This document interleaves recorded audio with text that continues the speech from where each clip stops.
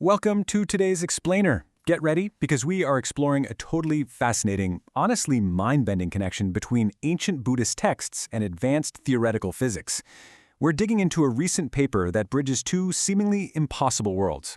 On one hand, we've got the 2,500-year-old phenomenological descriptions of a fully awakened Buddha, and on the other, the absolute bleeding edge of exceptional algebra and multidimensional geometry. So let's just dive right into the big question here. What if the ancient canonical texts detailing the physical body of a Buddha weren't just, mythological poetry? What if they were actually describing advanced algebraic geometry? It sounds crazy, right? But this recent paper claims that the exact physical features of a Buddha are literally mathematically inevitable. Since we are bridging two completely unrelated vocabularies today, here's the roadmap to guide our journey. We'll start with the 11 marks mystery, move into the 3 bodies of Buddha, then the math of emanation. From there, we'll hit 32 major marks, the 80 minor marks, and wrap it all up with the perfect 8 unification. Okay, part 1. The 11-12 marks mystery, an ancient anatomical code. We're starting about 2,500 years ago with a canonical text known as the Lakkhana Sutta. This text describes a fully awakened Buddha using a highly specific, super detailed set of physical features. According to the sutras, there are exactly 112 distinguishing structural marks on a Buddha's body. These are broken down into 32 major marks, called Mahapurusha Lakshana, and 80 minor marks, or Anuvyanjana. Now, for millennia, this exact count of 112 was accepted purely on faith. It was transmitted verbatim, word for word, by an unbroken tradition, obviously without any sort of algebraic justification. But when modern researchers examined this precise count through the lens of mathematical physics, well, the results were incredible. Moving to part 2, 3 bodies of Buddha, the Trikāya doctrine. To understand where these physical traits even come from, we have to look at the Trikāya doctrine. In Mahayana philosophy, the Buddha isn't just considered a single physical guy walking around. It's actually a multi-layered projection structure. At the very top, you have the Dharmakāya, the truth body, which is entirely formless. It's basically coextensive with reality itself. Below that is the Sambhogakāya, a sort of luminous form accessible in pure realms. And finally, projecting all the way down into our physical world is the Nirmāṇakāya, the emanation body. The ultimate physical form we are analyzing today is a specific subcategory at the very bottom of this hierarchy called the supreme emanation body, or Uttamanirmāṇakāya. This is that 112-mark form of a historical Buddha. So the big question is, how exactly does formless truth project itself down into a highly specific 112-mark physical body? Which brings us to part 3, the math of emanation, the Cayley-Dickson tower.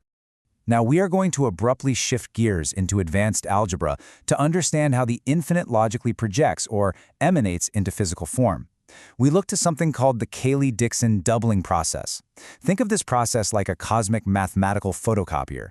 But here's the catch. Every single time you double the dimensions, the structure actually loses mathematical properties. So going from real numbers to complex numbers at dimension 2, we lose total order. At 4, the quaternions, we lose commutativity. By dimension 8, the octonions, we lose associativity. And when we hit the 5th level of doubling, dimension 32, a real mouthful called the Trigintaduonions, we lose something called power-associativity. Now, you might be thinking, losing properties? That sounds bad. But the authors argue this mathematical loss is definitely not a failure of the system. In fact, the loss of power associativity at this 5th level is the absolute exact mechanism of algebraic emanation. Because the algebraic substrate can no longer self-iterate, it's literally forced to project outward into a perceptible form. It has to manifest. This is the precise algebraic layer sitting right between the hidden reality and our physical world. Part 4, the 32 major marks, the base of the algebra. Let's look closely at how this builds the physical form itself. The number 32 is absolutely not an arbitrary number here. In the context of the Cayley-Dickson tower, 32 is the force dimension of the generator at depth 5. It's the exact depth where structural projection, emanation, has to occur to remain coherent before things just totally fragment in higher dimensions. So let's see how the 32 major marks from the ancient texts perfectly align with this 32-dimensional layer of algebra. Within this 32-dimensional Trigintaduonionic Algebra, the paper reveals a perfect one-to-one mapping, a complete bijection. The 32 major marks described in the ancient sutras, starting from the level tread foot at the absolute bottom, and ascending all the way up to the cranial protuberance at the crown of the head, map flawlessly to the 32 orthonormal basis elements of this algebra. It's wild. The mapping even ascends by body region, perfectly paralleling the mathematical construction of the algebra itself. This phenomenological comparison brilliantly illustrates what's going on.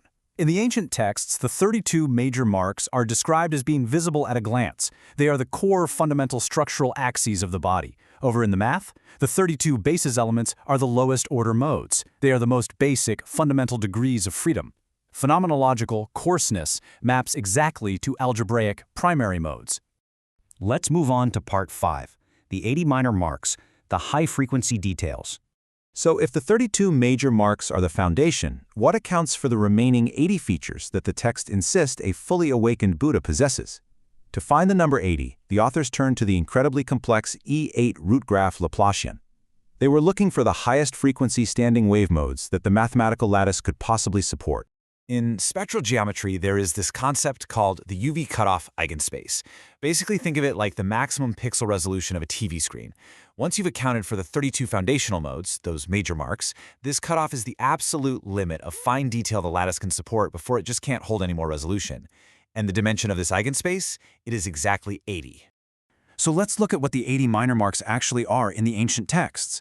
They're these tiny things you'd only see upon really close inspection: copper-colored nails, eyelashes that curve like a cow's, deep blue eyes, extremely soft fingers, and a single clockwise hair spiral on the forehead.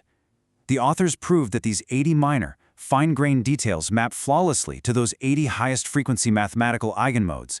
It basically resolves the form right up to its absolute physical limit.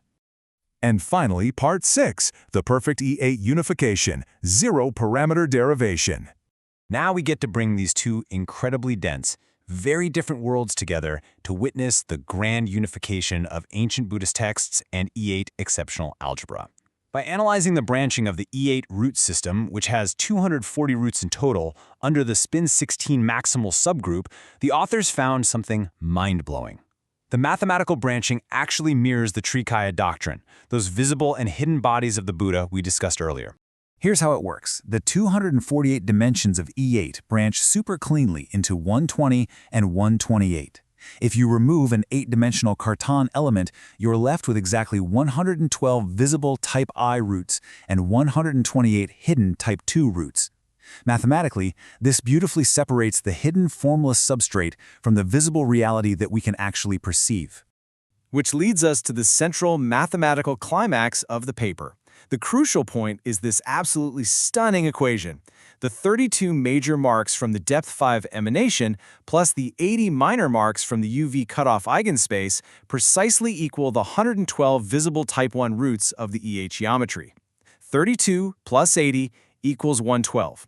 The math flawlessly recreates the ancient anatomical code. The authors summarize this achievement with a pretty powerful statement. They emphatically point out that this derivation requires absolutely no tunable inputs. It's a zero-parameter derivation. What that means in physics is that they didn't input any free numbers just to force this to work. There are no mathematical cheat codes here. The structure of the universe's most complex algebra independently arrives at the exact same architectural blueprint that Buddhist monks have been reciting from memory for 2.5 millennia. It leaves us with a truly profound mystery to ponder. If advanced mathematical physics can derive ancient spiritual anatomy without a single free parameter, what else is reality hiding? Are other ancient phenomenological descriptions from our ancestors just waiting for the right algebra to decode them? We'll leave you with that thought. Thanks for joining us for this explainer, and keep questioning the universe.